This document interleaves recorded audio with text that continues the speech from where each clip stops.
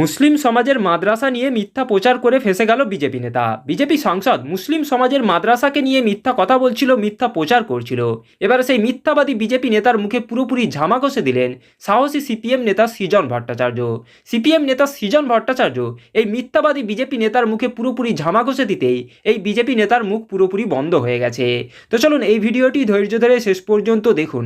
প্রথমে দেখুন এই মিথ্যাবাদী বিজেপি সাংসদ কিভাবে মুসলিম সমাজের মাদ্রাসাকে নিয়ে মিথ্যা প্রচার করছে, মিথ্যা কথা বলছে, এবং শেষে দেখুন সাহসী সিপিএম নেতা সৃজন ভট্টাচার্য এই মিথ্যাবাদী বিজেপি নেতার কিভাবে মুখে পুরোপুরি ঝামা ঘষে দিল, তাতে বিজেপি পার্টি এখন কত বড় বিপদে পড়ে গেছে। এই ভিডিওটি ধৈর্য ধরে শেষ পর্যন্ত দেখলেই প্রমাণ পেয়ে যাবেন। গভর্নমেন্টের যে স্টেপ খুব ভালো উদ্যোগ, কারণ বিজেপি সরকার না এলে মনে হয় এরকম উদ্যোগ নেওয়া যেত না। স্যার প্রয়োজন কী আছে সেটা আমি বুঝতে পারছি না। মাদ্রাসাতে কি হয়? ডাক্তার, ইঞ্জিনিয়ার কি তৈরি হয়? সায়েন্টিস্ট তৈরি হয়, ওখানে মোল্লা তৈরি হয়। আমার মনে হয় মাদ্রাসা বন্ধ করে দেওয়া উচিত। স্কুল কলেজ যে পঠন পাঠন ভারতীয় কালচারে, ভারতীয় সংস্কৃতিতে অতীতের যে শিক্ষা ব্যবস্থা, সেই শিক্ষা ব্যবস্থায় যেরকম চলছিল সেরকমই হওয়া উচিত। এটার আমার মনে হয় না প্রয়োজন আছে।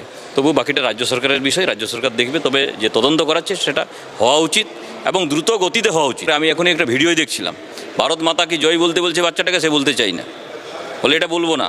বন্দে মাতরম বলতে বললে সেটা বলবো না। তাহলে কী শিক্ষা দেওয়া হয় ওখানে? এটা তুলে দেওয়া উচিত। পাকিস্তান, বাংলাদেশে কি হচ্ছে আমরা দেখতে পাচ্ছি। ওনাদের হচ্ছে প্রথমত খারিজি মাদ্রাসা এক জিনিস, হাই মাদ্রাসা আরেকটি। মাদ্রাসায় খালি মুসলমান পড়ে না, মাদ্রাসায় খালি মুসলমান পড়ায়।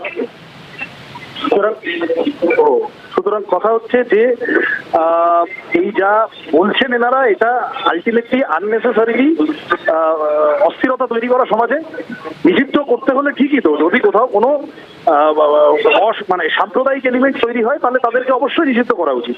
একই সাথে বজরং দল, বিশ্ব হিন্দু পরিষদ, আরএসএস, উল্টো দিকে ইসলামের নাম করে যারা দাঙ্গাবাজি বাঁধাতে চায়, এই ধরনের সমস্ত সংগঠনকে নিষিদ্ধ করা উচিত।